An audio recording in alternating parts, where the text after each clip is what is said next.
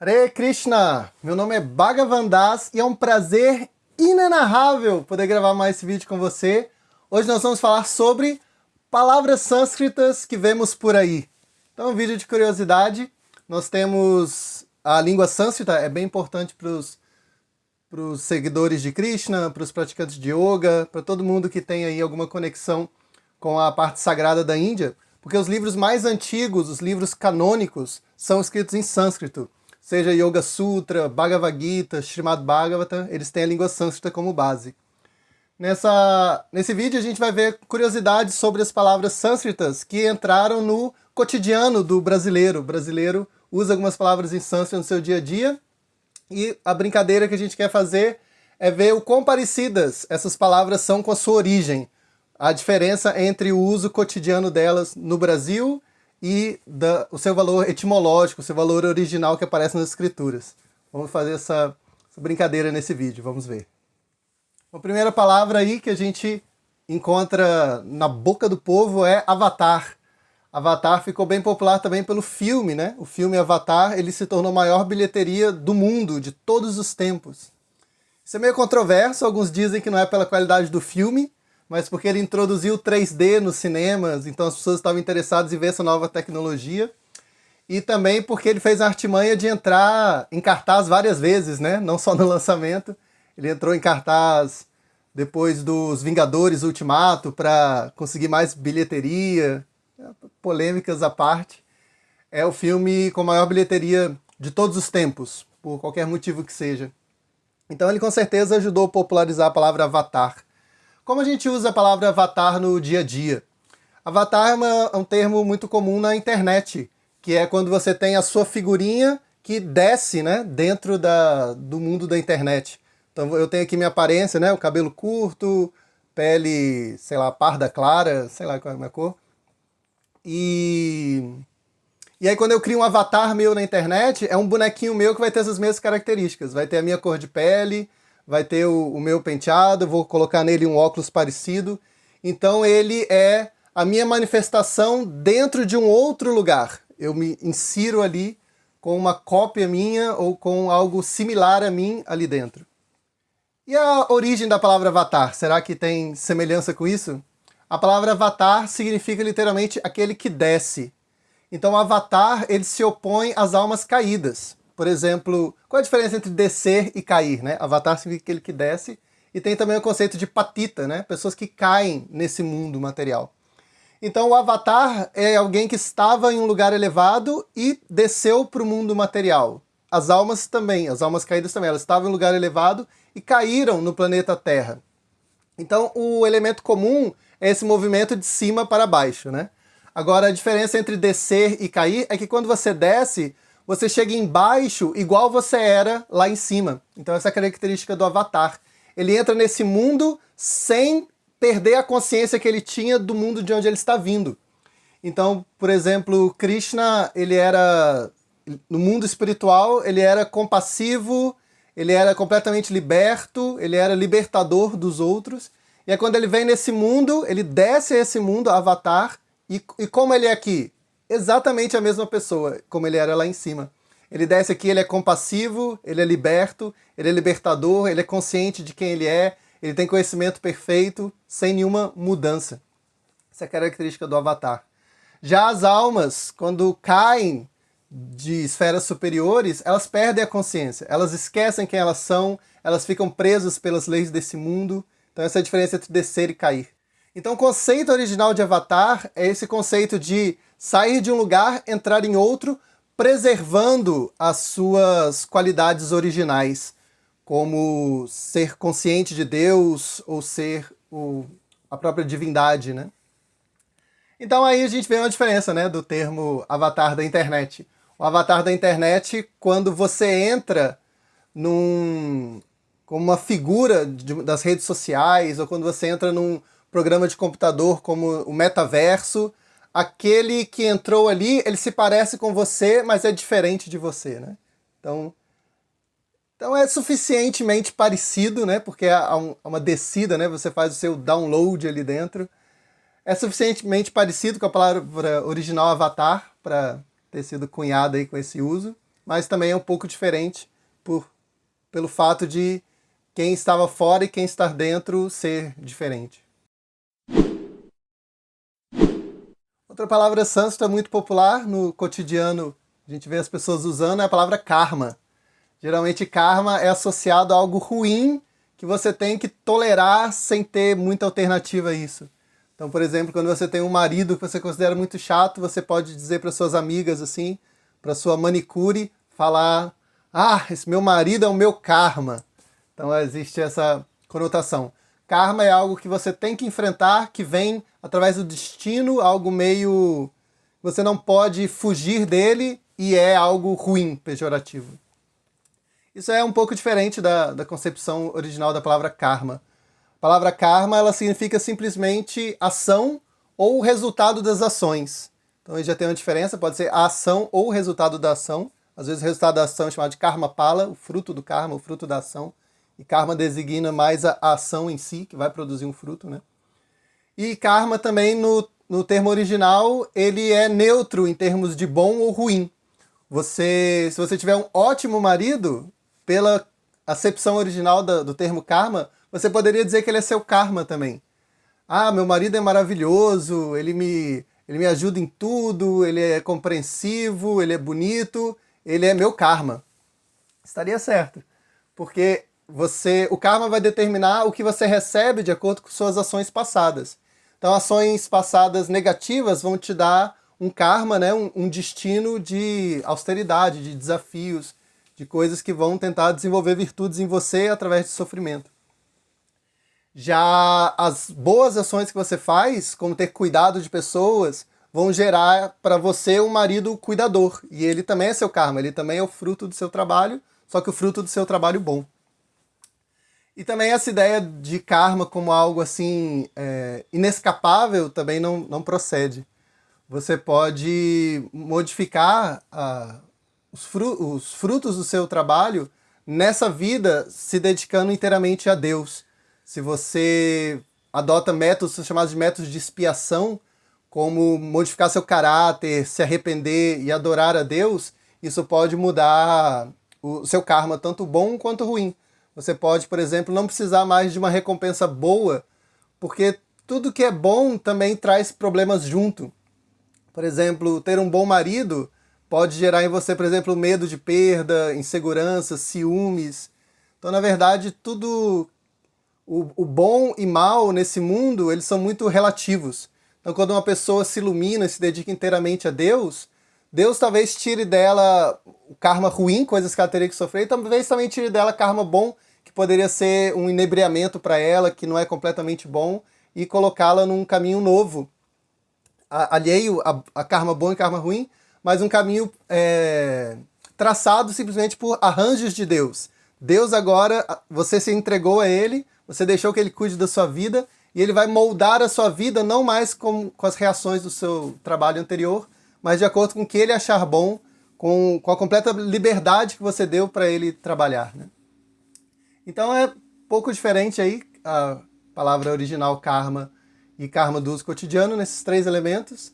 Karma pode significar ação e não fruto da ação. Karma designa ação e reação boa ou ruim. E karma não é um grande destino, assim, que, esse é meu karma. O karma, ele é mutável se você coloca o seu destino nas mãos de Deus, ao invés de tentar ser independente de Deus e só receber os frutos das suas próprias atividades. Outra palavra aí bacaninha que está entrando na moda, essa é menos popular do que avatar e karma, é a palavra mantra. A palavra mantra, ela é usada no dia a dia das pessoas como frases de poder, coisas que você deve repetir para você. Coaches usam muito isso. Meu teste assim, no Google de digitar mantra, aparece esse mantra no sentido original da palavra, né?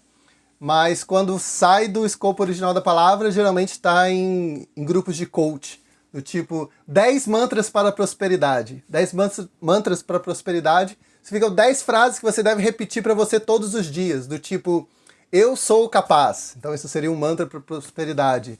Há o suficiente para todos.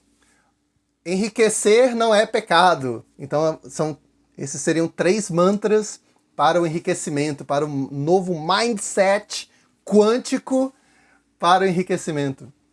Então essa é a conotação da palavra mantra no uso popular. E a etimologia de mantra? A palavra mantra, etimologicamente, significa instrumento para a mente. Então, mana, em sânscrito, é mente, e tra significa instrumento, ou instrumental. Então, por exemplo, você quer dirigir a sua mente para Krishna. Então você pode tentar fazer isso em silêncio. Visualizar Krishna, repetir o nome Krishna dentro da sua mente, pensar nas qualidades dele. Então você está fazendo isso sem nenhum instrumento. Quando você faz algo sem instrumentos, geralmente é mais difícil. Imagina você vai bater um prego. Tentar bater um prego sem instrumentos, tipo com o cotovelo ou com a lateral da mão, assim, vai ser muito difícil. Você pega ali um instrumento improvisado, tipo uma estaca de madeira, vai ser um pouco mais fácil. Se você tem um instrumento perfeito para aquilo, como um martelo, vai ser excelente, né? Então o mantra é um instrumento, ele torna mais fácil a meditação. Ele torna mais fácil você direcionar a mente para onde você quer. A melhor função do mantra, segundo as escrituras, é concentrar a sua mente em Krishna, na pessoa de Deus. Então se você canta, por exemplo, o mantra Hare Krishna, Krishna Krishna, Hare Hare, Hare Rama, Rama Rama, Hare Hare, é muito mais fácil canalizar sua mente em direção a Krishna do que sem o mantra, né? Do que sem nenhum instrumento. Então, assim, na conotação neutra da palavra, até que os coaches se saíram bem, porque eles querem conduzir a mente da pessoa, né? Eles até usam essa palavra mindset, né? Eles querem mudar a estrutura mental de uma pessoa, e repetir uma frase seguidamente é realmente um instrumento bom para isso, porque vai reiterar aquilo várias vezes para a pessoa. Quando ela dormir, ela vai processar aquela informação que ela repetiu várias vezes, serve como um checklist de lembrança da estrutura de pensamento que ela quer ter. Realmente, assim, saiu com um bom score, assim, de acho que 9 de 10. A palavra mudou pouco a acepção dela. E, surpreendentemente, a palavra mantra original não era usada só para coisas sagradas, como muitos podem achar. Havia mantras para destruir pessoas, para vencer seus inimigos, inclusive para, eles chamados de sankalpa, simplesmente para uma repetição de algo que você quer introjetar em você, uma mentalidade que você quer introjetar em você. Então a palavra mantra aí, bem acertada o uso dela. Continue assim, coaches quânticos. Vamos ver outra palavra. Outra palavra que é bastante utilizada no popular do Brasil é guru. Guru é utilizado para dizer alguém que é uma grande autoridade em algo. Por exemplo, o guru dos negócios, o guru da inteligência artificial. Significa assim que ele é a grande autoridade, é ele que forma os outros professores que vão repassar esse pensamento, né? E muitas vezes também ele é exemplar no que ele faz, né? Por exemplo, o guru da economia, geralmente ele vai ser rico, né? Ah, o grande guru da moda, ele mesmo vai ser um grande costureiro, ele mesmo sabe desfilar. Esse é o uso que normalmente se faz do termo guru. E também bem acertado com o original, a palavra guru em sânscrito significa pesado. Ela chegou em português com a palavra grave. Grave é pesado, ou no inglês grave. Então é escrito que o guru ele é pesado porque ele está cheio de conhecimento. E também porque ele serve como uma âncora. Ele serve de referência, assim, as coisas vão orbitar em torno dele, né? Por exemplo, um navio ancorado, se ele se move com a água, ele está sempre ali, o eixo dele passa a ser a âncora, né? Então o guru ele é uma referência assim, central para todas as pessoas que querem obter o conhecimento do qual ele dispõe, e geralmente ele mesmo pratica esse conhecimento, né? A gente não vai confiar num coach financeiro que é pobre, né? Ou num costureiro que costura mal, uma cozinheira magra. Guru, ele era aceito numa cultura minimamente inteligente, ele deveria ser exemplar no que ele ensina, né? Ele deveria vivenciar aqueles próprios ensinamentos, sem hipocrisia quando é no nível religioso, ou com aplicação prática, né? Quando é um conhecimento técnico. Então, é bem acertado o uso, de novo, que é usado hoje em dia, até porque guru, em sânscrito, não se referia só a um professor, uma autoridade em assuntos espirituais. Você vai ver, por exemplo, mestres de armas, mestres militares, são chamados de gurus ou de acharyas, como Dronacharya, Shukracharya. esses termos que geralmente a gente dá uma conotação muito espiritual para eles, muitas vezes é simplesmente um cargo, sem definir se é para uma temática espiritual ou não. Então esse uso aí de guru no cotidiano é bem parecido com o original, bem interessante. Outra palavra aí bem interessante, os portugueses pegaram isso quando eles faziam comércio com os indianos nas suas famosas caravelas. Eles adotaram o termo marajá. Marajá se refere a um homem muito rico, muito abastado, ostentador. A gente usa, por exemplo, os marajás do petróleo. Os marajás do petróleo seriam as pessoas muito ricas, com lifestyle assim, de muita prosperidade, influentes e poderosos no comércio. Esse termo foi cunhado pelos portugueses. De onde ele vem do sânscrito, né? Ele vem da palavra sânscrita Maha e Raja. Raja significa rei, chegou em latim como Regis ou Regina, coisas assim. E a palavra Maha, que significa grande, que também chegou numa língua próxima nossa como a palavra Magna. Isso é explicado por Acharya Deva, um grande sanscritólogo da nossa tradição. Então, Magna, Regis, né? Maharaj, em sânscrito, e virou a palavra portuguesa Marajá. Então, geralmente, essa palavra Marajá designa alguém que é simplesmente ostentador e muito rico, que um bom vivant. E era um pouco, os reis da Índia eram assim mesmo. A gente vê as histórias dos reis da Índia Antiga em livros como Puranas e Itisasas, e há um grande espectro, assim, há muita variedade de caráter neles. Por exemplo, você tem reis que viviam só para beber e acumular tesouros e ter um harém de mulheres, como Hiranyakashipu, Kansa, Ravana. E você tem reis muito santos, como Yudhishthira, Arjuna, Bhishma, Ramachandra, muitos outros, né? Então, comparando, né, a diferença, a etimologia da palavra Maharaja não designa especificamente alguém que é um devasso, que vive só para os prazeres da vida. Pode ser um grande rei caído ou um grande rei iluminado. Designa igualmente Yudhishthira, que é um rei santo, e Ravana, um rei completamente perverso e demoníaco. Já a palavra em português designa só algo pejorativo, né? Só alguém que é egoísta com suas riquezas e coisas assim. Então tem essa diferença aí entre as duas. Vamos ver mais duas antes da gente terminar esse vídeo. Temos a palavra Tantra. A palavra Tantra, no uso popular, geralmente é algo ligado a sexo, né? Você tem assim, massagem tântrica, é uma massagem meio sensual, meio para despertar a sensualidade. Ou você tem o Tantra em si, quando você fala Tantra, você imagina assim uma suruba, uma coisa meio bizarra, meio nojenta, assim. Mas qual é a origem da palavra sânscrita Tantra?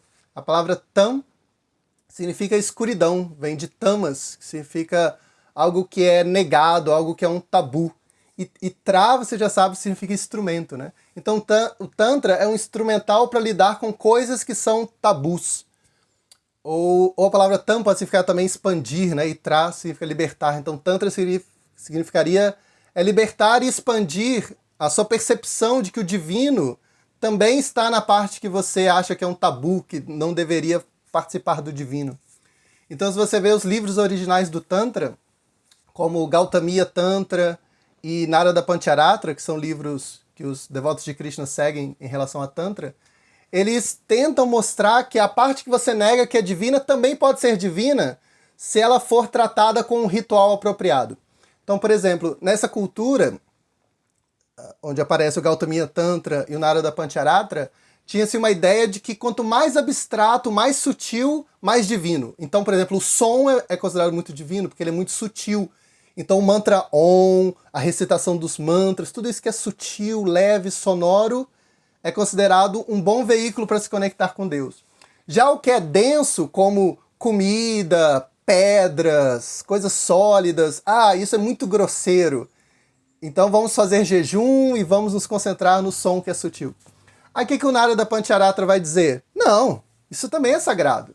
A comida também é sagrada, a pedra também é sagrada. Você pega essa pedra, molda ela no formato de Krishna, como Krishna é descrito nas escrituras, consagra essa pedra com mantras, e agora você pode meditar em Deus nessa pedra também. Ela se tornou uma murti, ela se tornou uma deidade. A pedra também é sagrada. A comida, por que fazer jejum? Você pode consagrar seu alimento com mantras, oferecê-los com amor e devoção a Deus, e agora a comida, que é algo tão grosseiro, também é puro. Quem diz que o sexo é pervertido? Existe o sexo pervertido, mas o casamento ele sacraliza o sexo. Se você faz sexo para gerar filhos que você vai educar para serem conscientes de Deus, esse sexo é tão sagrado quanto os celibatários. Então os casais também são sagrados, se eles se transformam através do ritual, né? Então é essa a ideia, né? Ah, aqui se diz que só o celibato é sagrado. Não, eu vou te mostrar como os casais também podem ser sagrados. Se eles se cooperam entre si, se eles contraem núpcias, se eles geram filhos e educam esses filhos ao invés de abandoná-los, ao invés de explorá-los, ao invés de entendê-los como uma extensão do seu ego, isso também é sagrado. Então o Tantra é essa ideia, pegar o que as pessoas não percebiam Deus ali e mostrar como Deus pode ser experimentado ali também, se você tiver uma consciência certa em mexer com aquilo, em mexer com a pedra, em mexer com a comida, em mexer no relacionamento sexual, fazer isso de um jeito certo. Esse é o termo original de Tantra. Então essa ideia de Tantra como amor livre, ou uma massagem para você sentir mais prazer, isso aí é posterior e do uso popular da palavra só. Por último, uma palavra aí que nem é tão usual, mas ela tem aparecido um pouco da parte dos veganos, é a palavra sânscrita ahimsa. Isso aparece muito em marcas de produtos veganos. Tem assim o tênis ahimsa, às vezes é o nome da marca, às vezes é um adjetivo que se dá às coisas. O veganismo ele se propõe a combater a exploração animal, né? Alguns têm a ideia assim, de uma liberação completa dos animais, outros são chamados de bem-estaristas, eles são geralmente não tão bem vistos assim. Você tem uma interação com os animais, mas de uma forma mais ética, assim, você ordenha, mas com mais ética. Outros, não, a vaca não tem que ordenhar para nada, ela não existe para os seres humanos, então ela tem que morar num santuário, ela vive ali, os seres humanos não desfrutam do leite dela, não desfrutam de nada que ela dá, eles apenas cuidam dela para ela ter uma vida ao máximo natural. Então há algumas divisões aí, pesquisei. Esse vídeo não é sobre veganismo, né? Mas é entre os veganos que eu percebo muito o uso dessa palavra ahimsa, que ela significa não violência. Então tem bastante a ver com o sentido original da palavra. A palavra ahimsa, por exemplo, dentro do movimento Hare Krishna, a primeira conotação que se dá a ela é realmente o fato dos devotos de Krishna serem vegetarianos. Quando a gente pensa nos 4 princípios que os devotos seguem quando eles fazem iniciação, tem o princípio abstrato de não violência, e a aplicação concreta que a gente dá a isso é não comer carne, peixe e ovos. Não comer coisas que produzem sofrimento para os animais. Então eles não modificaram a palavra, até a etimologia da palavra é bem acertada, não violência. Rinsa significa violência e o a é negação, igual no português, né? A gente usa anormal, e é isso. Então usa acertado aí. É isso. Vídeo aí para relaxar, nada muito impactante, nada que vai mudar a sua vida. Quando o vídeo termina com a palavra por aí, tipo, os devotos de ver por aí, assim, não espera muito, não. Então tá bom. Obrigado por assistir até o final. A gente se vê no próximo vídeo. Hare Krishna.